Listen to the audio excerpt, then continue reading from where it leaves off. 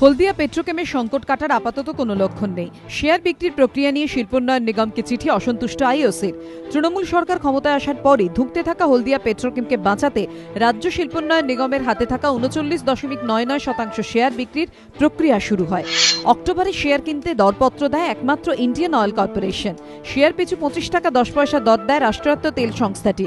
রাজ্য সরকার সেই দরপত্র গ্রহণও করে, কিন্তু শেয়ার বিক্রির প্রক্রিয়াকে চ্যালেঞ্জ করে কলকাতা হাইকোর্টের দ্বারস্থ হয় পেট্রোকেমের অন্যতম প্রধান শরিক চ্যাটার্জি গোষ্ঠী।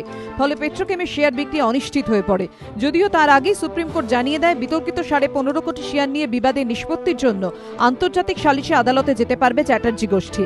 নিয়ম অনুযায়ী আইওসি দরপত্র গ্রহণ করার পর প্রথমে শেয়ার কেনার প্রস্তাব দেওয়া হয় দ্য চ্যাটার্জি গোষ্ঠীকে, কিন্তু 1 মাস কেটে গেলেও শিল্পোন্নয়ন নিগমকে কিছুই জানায়নি তারা।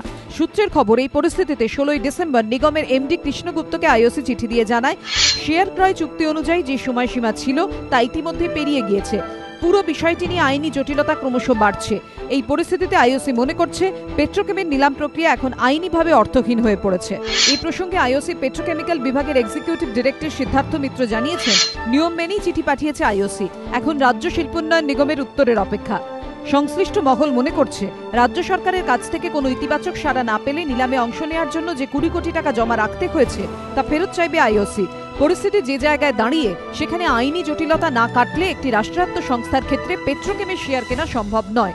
বিতর্কিত 15.5 কোটি শেয়ার বাদ দিলে রাজ্য সরকারের হাতে থাকবে 52 কোটি শেয়ার, শতাংশের বিচারে 31.5, যা নিয়ে আইওসির বাণিজ্যিক লাভ হবে না, কারণ তারা পরিচালন ক্ষমতা হাতে পাবে না। সূত্রের খবর, এই পরিস্থিতিতে নতুন শিল্পমন্ত্রী আলোচনার প্রস্তাব দেন কিনা সেদিকেই তাকিয়ে আইওসি কর্তৃপক্ষ।